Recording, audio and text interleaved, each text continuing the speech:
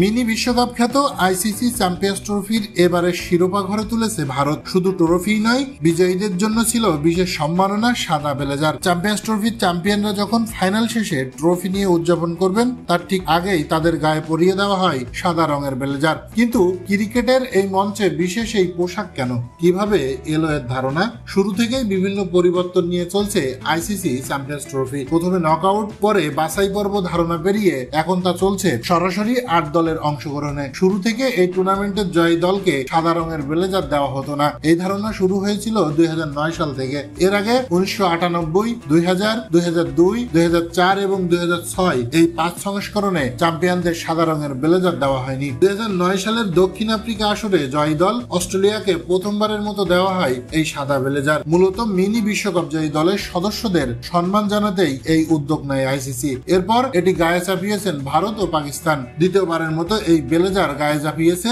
ভারত। জানা যায় মুম্বাইয়ের ফ্যাশন ডিজাইন ববিতার মাথা থেকে আসে এই সাদা রঙের ব্লেজারের আইডিয়া। এটি তৈরি হয় ইতালিয়ান উলের সঙ্গে টেক্সচার ও স্ট্রাইপ দিয়ে। সাদা রঙের জ্যাকেটে সোনালী রঙের সুতো দিয়ে চ্যাম্পিয়ন্স ট্রফির লোগো এমব্রয়ডারি করা থাকে। ২০০৯ সাল থেকে শুরু হলেও এরই মাঝে এটি চ্যাম্পিয়ন্স ট্রফির প্রতীক হয়ে উঠেছে।